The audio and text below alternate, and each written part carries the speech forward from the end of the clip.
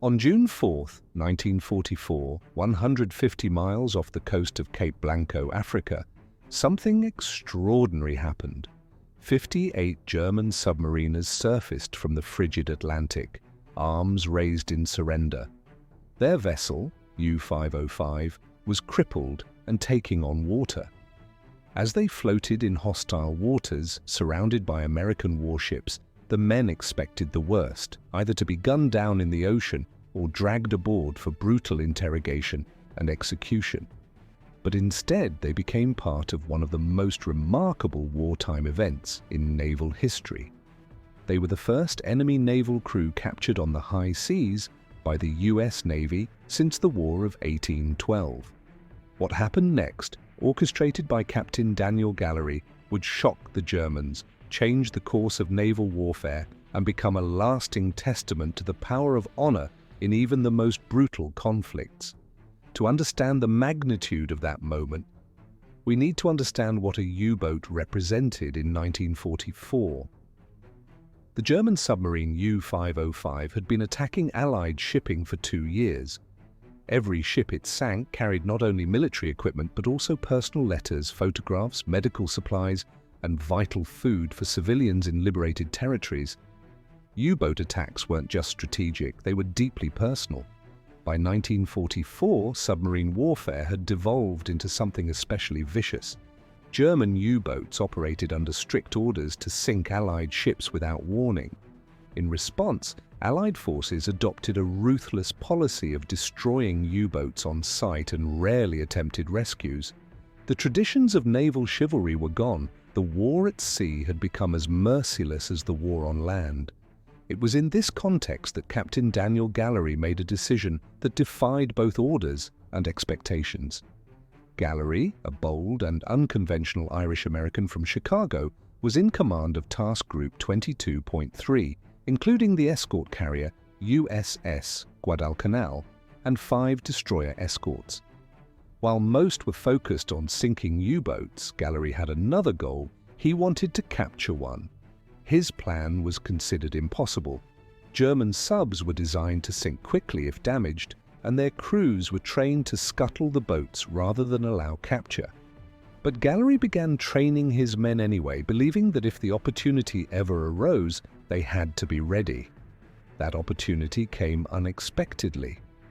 On June 4, 1944, the U-505 was on its worst patrol yet.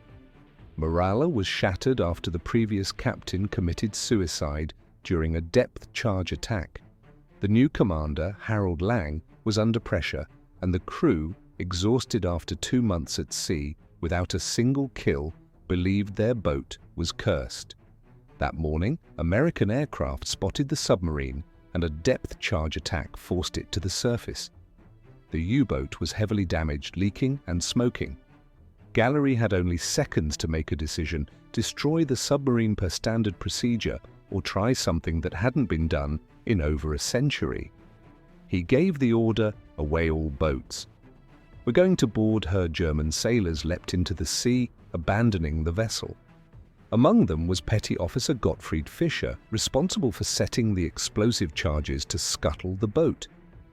In his panic, Fischer made a crucial error. He set the timer for 7 minutes instead of the usual 30 seconds. That single mistake saved the submarine and the lives of everyone involved. But the Americans boarding U-505 didn't know they had 7 minutes. They thought they had seconds. Lieutenant Albert David, just 23 years old, volunteered to lead the boarding party.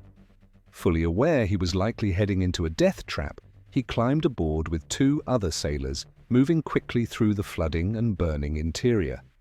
Inside, they found chaos. Electrical fires were spreading, and water was rushing in through opened valves. Still, David and his men managed to find and disable the scuttling charges. With flashlights in hand, they closed valves, disconnected wires, and stopped the flooding. The Americans had done the unthinkable. They had captured a German U-boat intact, the first time since 1812. But they had no idea just how valuable their prize really was. Inside the submarine was every intelligence officer's dream: codebooks, detailed charts, technical manuals, and most incredibly, an Enigma machine still configured for the day's transmissions. It was a jackpot. The intelligence gathered would save thousands of Allied lives by revealing German patrol routes, refueling stations, and naval communication codes. But there was one catch. If the Germans found out U-505 had been captured, they would immediately change their codes. To preserve the advantage, the Americans needed to keep the capture completely secret. That presented a serious challenge. How do you hide a 252-foot submarine and 58 prisoners of war? Gallery knew that standard procedure, interrogating the prisoners and sending them to POW camps, risked exposure. So he made another bold decision. The German crew wouldn't be sent to any regular prison. They were blindfolded, transported under cover stories, and sent to Camp Ruston in Louisiana, a special facility where they were kept in complete isolation for the remainder of the war. Their existence was essentially erased from the record. But what shocked the German crew even more than the secrecy was the treatment they received. Instead of harsh interrogations and brutal conditions, they were given clean barracks, hot meals, and medical care.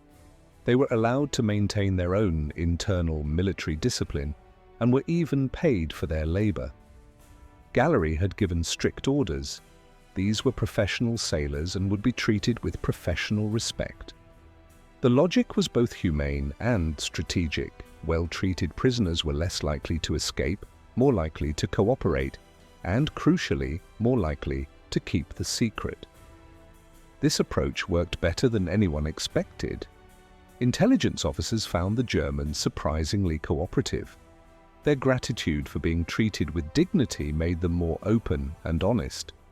And while the Enigma machine and documents were already making a difference in the war, Gallery's approach to human intelligence, treating prisoners not as animals, but as men, became a model for the rest of the US Navy.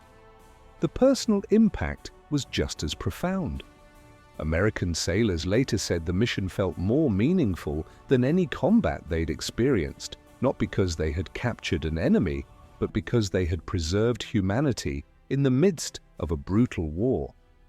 German commander Harold Lang would later say that Gallery's treatment restored his belief that decency could survive even in total war. When the war ended, the German crew was finally released and returned to a devastated Germany. Many of their fellow U-boat sailors had not survived. The German submarine service had one of the highest casualty rates of any branch. More than 75% were killed. At first, few believed the U-505 crew's story of fair treatment, but over time, their account became legendary. And when the submarine was moved to the Museum of Science and Industry in Chicago in 1954, some of the same German sailors volunteered to help preserve it, side by side with their former American enemies. The capture of U-505 reminds us that the greatness of a generation isn't just in how they fought, but in how they chose to fight. Captain Gallery could have ordered the submarine destroyed. He could have let 58 men drown. He could have followed orders and abandoned morality in the name of victory. Instead, he chose a harder path, one guided by honor, courage, and a belief in shared humanity. Even in the darkest hours of war, one man's decision to act with dignity transformed a battle into a story of compassion, cooperation, and legacy. The story of U-505 is not just a military victory. It is a moral one, a reminder that in war, we don't have to become the enemy to defeat them. We can win and still hold on to our humanity.